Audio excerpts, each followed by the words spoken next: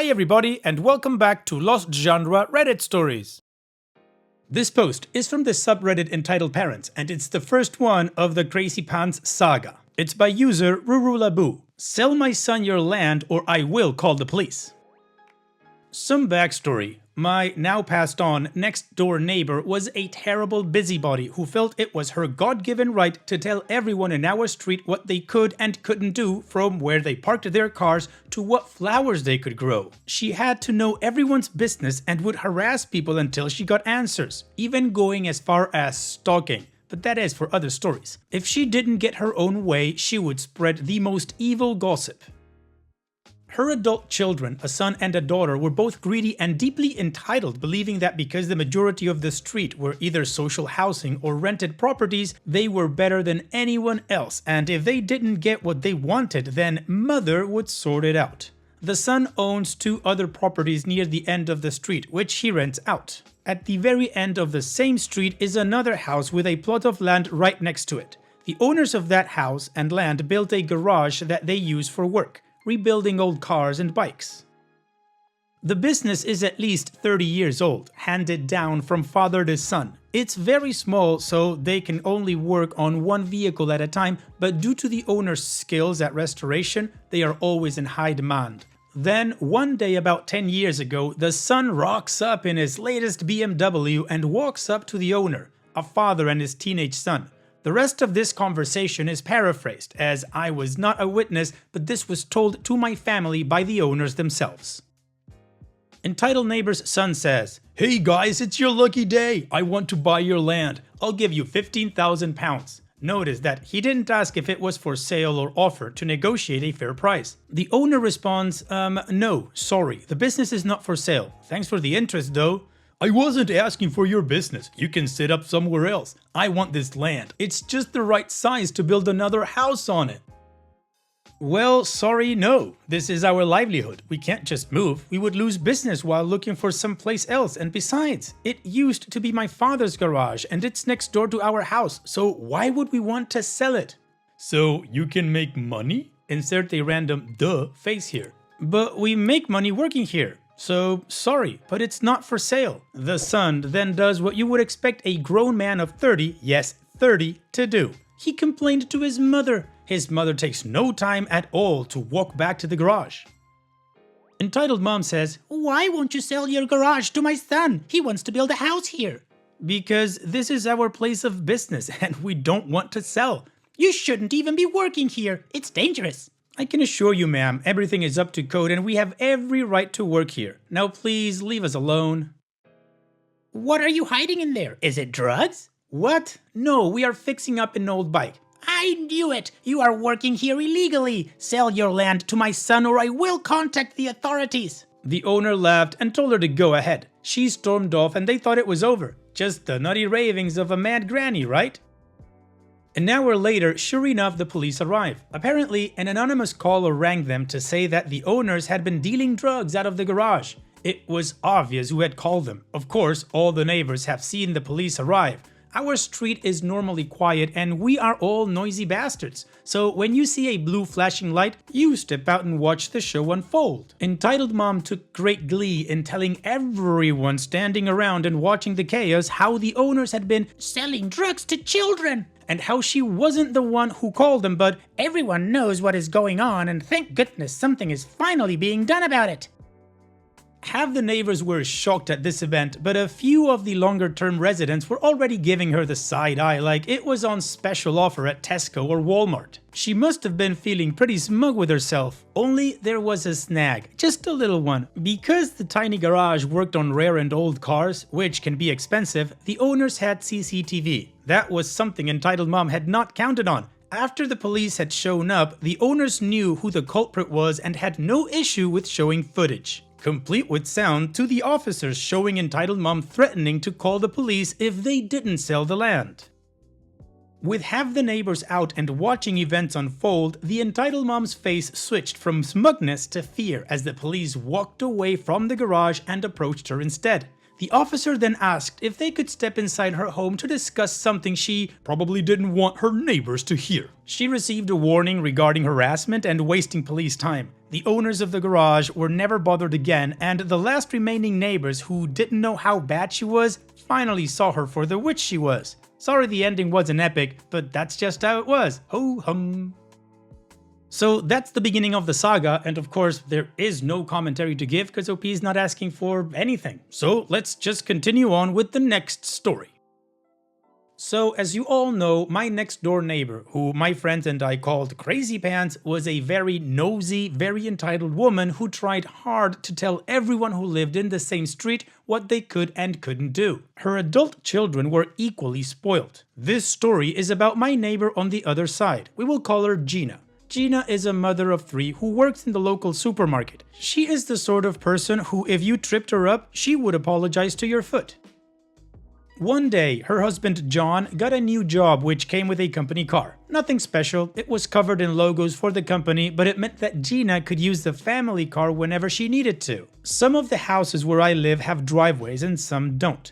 Gina has a driveway, but it only takes 1 car. As they were liable for the company car, that took up the space in the drive, and her car would be parked either in front of my house or Crazy Pants, as neither of us drove. It's a public road, so anyone can park anywhere as long as they don't block a driveway. One day, entitled daughter bangs on Gina's door. Apparently, she was annoyed that Gina had been parking in front of her mother's house. That space, as she saw it, was for her when she visited, and because Gina was in that space, entitled daughter had to park in front of my house and walk the whole 5 feet to her mom's house.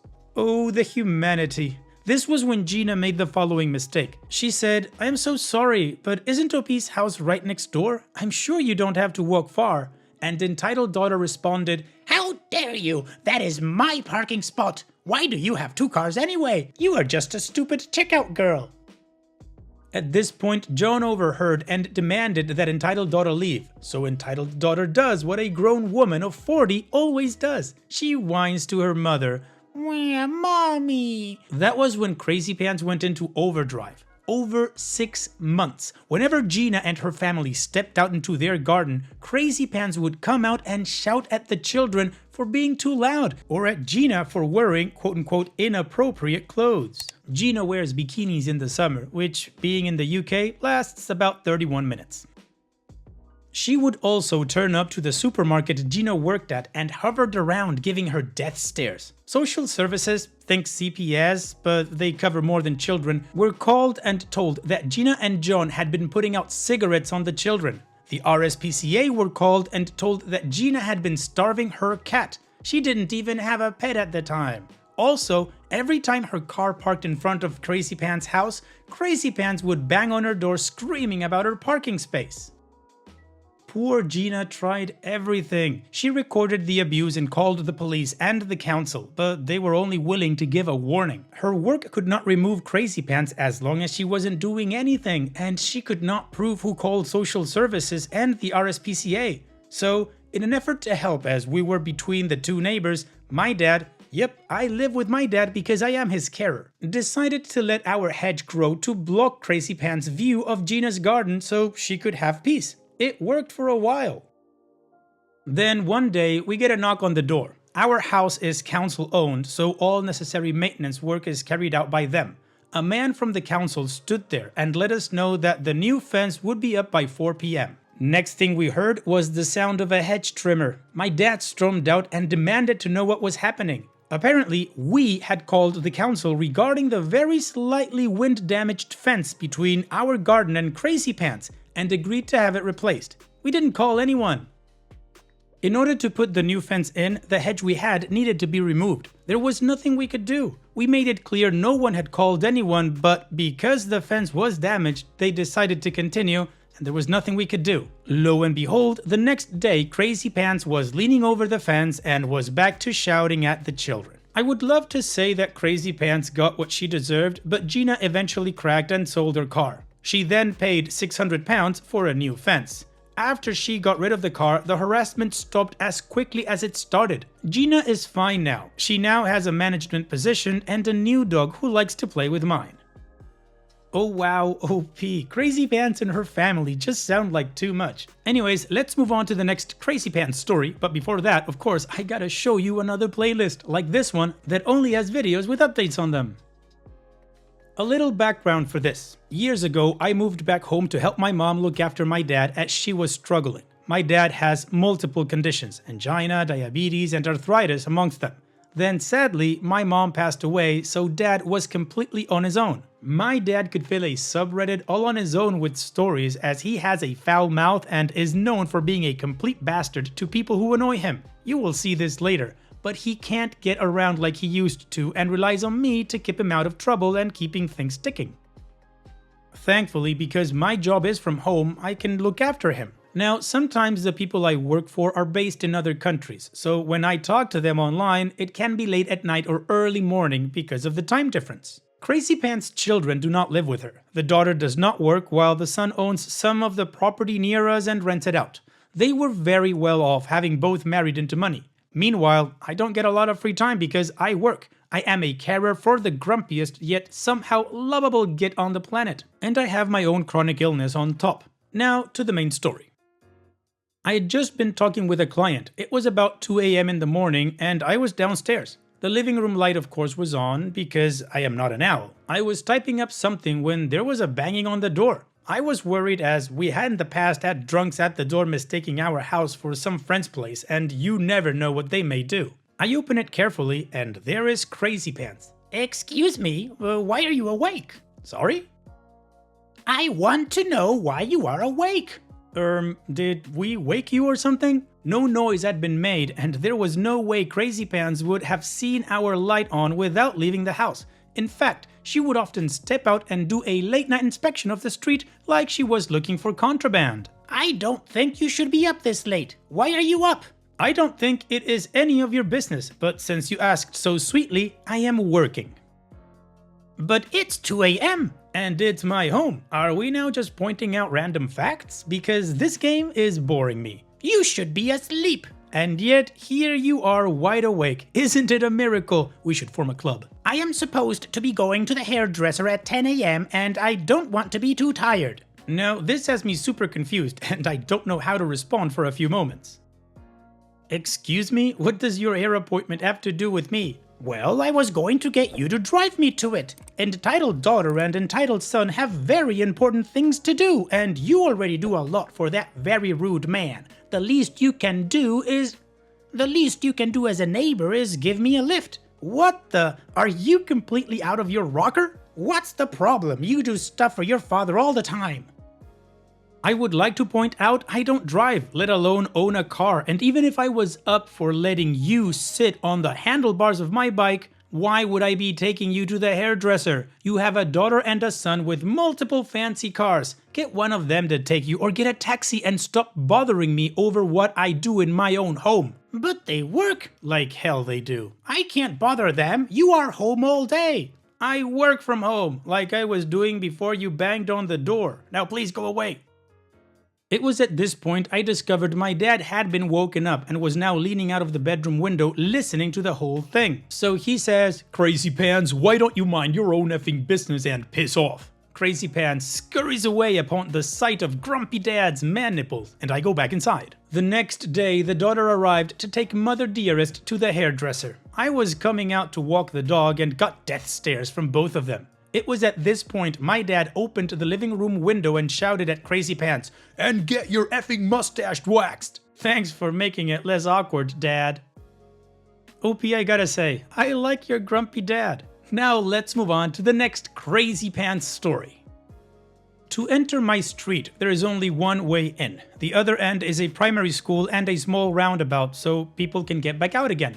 We get our rubbish collected every week, and the guys who do it are really nice. They go out of their way to help everyone if they struggle with sorting recycling, and even put the bins back for us so we don't have to drag down the steps to bring them back. Our council is crazy strict about recycling, so it is great to have these guys helping out. One day there is a commotion outside. Remember how I said in my very first story about how quiet it is here and we are all nosy bastards? Well, naturally, we all come out to watch the show. Entitled Daughter is with Crazy Pants, and they are jumping up and down shouting at some poor guy. From what we could gather, this is what apparently happened. Entitled Daughter was claiming that she was driving into our street, the rubbish men were coming out in the lorry, and the driver dented her BMW and didn't notice. Sure enough, there was a massive dent on the left-hand side from the driver's perspective. Remember this part. Instead of confronting the bin man there and then, Entitled Daughter and Crazy Pants had called the council, and a timid little man with glasses was now standing there being screamed at. Now, I didn't hear everything. Most of this is pieced together from recounts from other neighbors. The Entitled Daughter said, "Look at my car. Do you have any idea how much it is going to cost to repair the damage?" And the timid man says, "I am so sorry about this. Obviously, we are more than willing to pay for any repairs. My supervisor has authorized me to write you a check for £1,000 to cover repairs, and as a gesture of goodwill." So Crazy Pants says, "Not good enough. Here's what you are going to do. You are going to fire that driver and you are going to have to replace my daughter's car." "I am sorry, but we can't replace a BMW. It's perfectly fixable." "Do you know who I am? You will replace this car. It's now been made a death trap."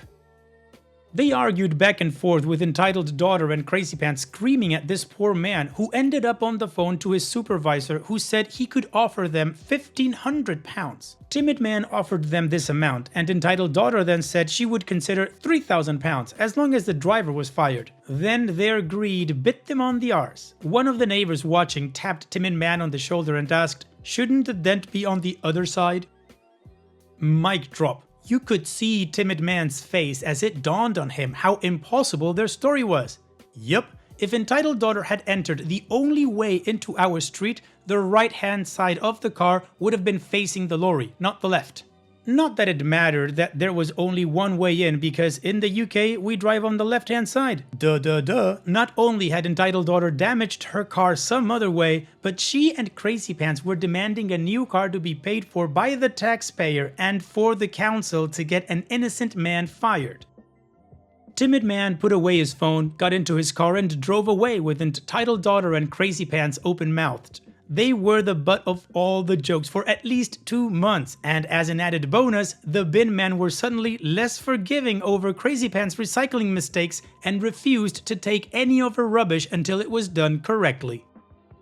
So not only are these people entitled a-holes, but they also tried to scam the council? Come on, it's just wow. Anyways, let's continue with the next Crazy Pants story.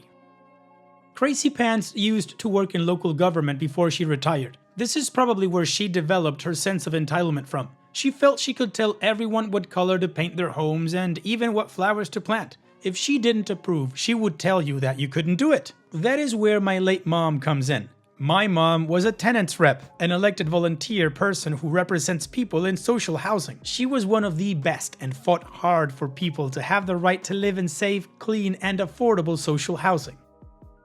Because of this, people would come to her asking if things Crazy Pants was saying about their hedges being too tall or not being able to keep chickens in the garden were true. Yep, we have a neighbor with chickens. And my mom would always let them know what Crazy Pants was saying was a lie. Because of this, Crazy Pants felt really bitter towards my mom and hated the fact she was so well loved. Then, after I came back home, my mom was diagnosed with terminal cancer. She became extremely ill and was in and out of hospitals constantly for 8 months. Instead of showing compassion, Crazy Pants set about telling people Mom had a drinking problem and her liver was failing.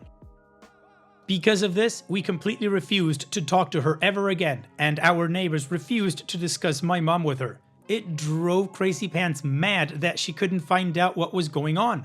Crazy Pants had to know everything. She would listen at her window if we were outside talking. She asked neighbors about us, who told her to shove off, but the biggest insult was she would open our mail. In the UK, if you're out when the postie arrives and they can't get the mail in the letterbox, it is common for them to take it next door and leave you a slip saying so. I was receiving packages for work stuff and also ordering mobility aids so Mom could get about better.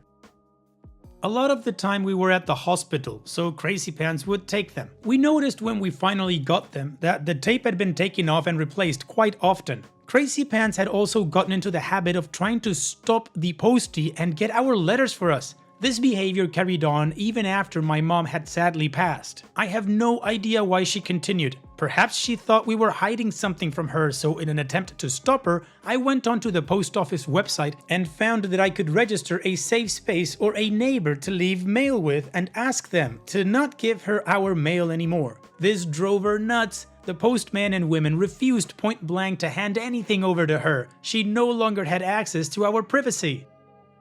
Then came December. During this time, there are a lot of temporary staff, and this guy clearly didn't know that Crazy Pants was out of bounds. So while I was out with the dog, my dad wasn't feeling too good, so he went to bed for a nap and slept through the knocking of Tempy McTemperson. Crazy Pants shoots out and offers to take the package. Sure enough, he hands it over and posts a slip through the letterbox telling us where it was. You're thinking that she opened this parcel too, and that was the end. Nope. Grumpy Dad hears noises coming from downstairs and thinks I have come home. He comes down the stairs and sees a big parcel on the table and goes to the kitchen to offer me a cup of tea. Beep beep. Instead of seeing me, he sees Crazy Pants going through our kitchen cupboards and clutching in her hands a couple of our bills from the drawer. My dad says, "What the F are you doing here?" Oh, hello, Grumpy Dad. I brought around your parcel. "Why are you in my kitchen?" Oh, I just thought as it is December that the parcel might be an important present for OP. It was something for the dog. I know you all wanted to know.